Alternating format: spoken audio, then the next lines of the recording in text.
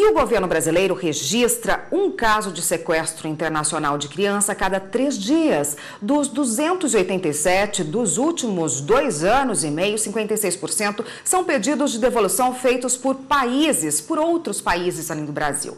Nesse período, entre janeiro de 2014 e agosto deste ano, 55 crianças voltaram para os países de origem e 25 regressaram ao Brasil em função da negociação internacional.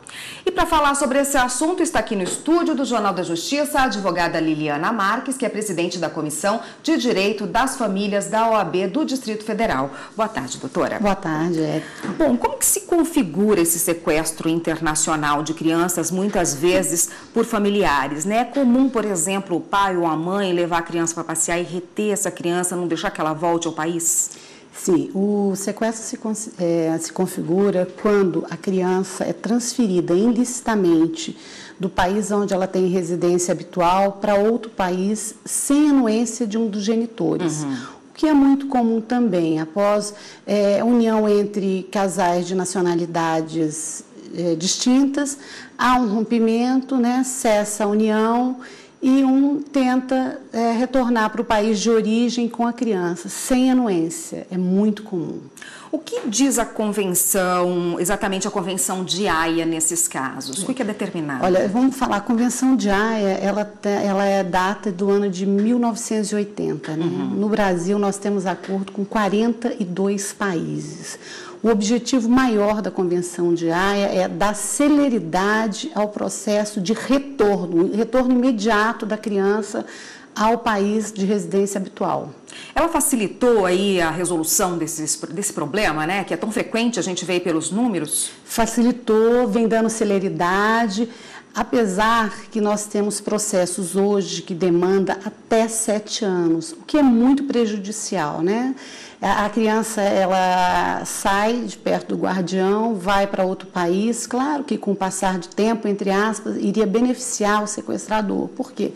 A criança com 2, 3, 4, 5 anos de convívio, ela com certeza estará inserida no seio dessa família. O que diz a lei, o que diz essa convenção para se discutir a guarda da criança? Por exemplo, os pais se separam, ainda não houve nem o processo de subtração desse menor, mas há uma disputa pela guarda da criança, os dois querem a criança. Quem decide? A justiça brasileira, por exemplo, ou do país onde mora o pai ou a mãe? O país onde a criança reside. Se ela reside nos Estados Unidos, a competente é a Justiça Americana. Se reside no Brasil, é o do Brasil. A última residência, bem, se a criança morava nos Estados Unidos e ela foi subtraída para o Brasil, a Justiça competente é americana. Não é a brasileira. E quando, infelizmente, acontece a subtração, ou a criança vai visitar o pai, por exemplo, nos Estados Unidos, a mãe mora no Brasil, a criança vai visitar o pai nos Estados Unidos e o pai acaba não deixando essa criança voltar ao Brasil na data prevista, e aí há uma discussão. Qual é o trâmite legal que acontece para trazer essa criança de volta, para se rediscutir a guarda? Há, né, uma rediscussão da guarda ou não? Só um processo legal para se trazer essa criança de volta? É um processo legal para trazer a criança de volta no país que a criança tinha residência antes do sequestro. Então, esse é o país competente para se discutir, ela tem que ter o retorno. Não obstante, muitas pessoas procuram a justiça local quando trazem a criança ou levam indevidamente para outro país, mas não pode. Tem que ser o país onde a criança residia antes do sequestro. Tá ótimo. A gente continua nesse assunto no próximo bloco, só um minutinho, por favor. O Jornal da Justiça está de volta e nós voltamos a falar com a advogada Liliana Marques, que hoje conversa com a gente a respeito da retenção de crianças, no caso de separação dos pais, em casos de separação de pessoas que moram em países diferentes, né? Doutora, quais são os critérios mais adotados por uma corte para se decidir com quem deve ficar a guarda da criança? Olha, nós temos que seguir, vamos falar dos países que participam do Acordo Internacional de Haia. O critério adotado tem que ser o de imediato retorno da criança ao país. Se nós adotarmos outro critério, não tem sentido a gente participar, ter assinado esse acordo, né? Então, é o acordo que tem que prevalecer, o de Haia. Mas para se definir a guarda, quando ainda não houve a retenção, quando os pais querem se separar e cada um quer morar num país, que critérios a corte, o juiz de cada país leva mais em consideração para poder decidir com quem vai ficar a criança? O melhor interesse da criança, com certeza é esse. No caso de dupla nacionalidade dos pais, como é que fica? O que pesa mais na decisão?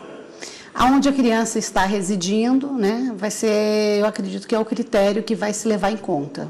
O melhor interesse da criança. Recentemente a gente teve um pai de um menino que foi retido lá, que foi levado pelo pai para os Estados Unidos, a mãe morava no Brasil, e ele foi condenado lá a devolver a criança. O Brasil tem tido mais sucessos ou mais fracassos em situação assim? Com certeza mais sucesso. O Brasil cumpre a convenção, o Brasil é empenhado, né? Então, o que se pode fazer, o Brasil faz, pode ter certeza, para que as crianças retornem. Houve casos de mães buscando crianças que estavam retidas pelos pais no Oriente Médio. E a legislação de lá foi muito dura em relação a essas mães que tiveram mais fracassos em relação a quando buscam as crianças no Oriente Médio. A legislação do país interfere nisso? Interfere, cada caso é um caso, né, Érica? Se há notícia de maus tratos, de violência, isso pode dificultar. E a justiça, em alguns países, são muito morosa, né? O que dificulta o retorno da criança.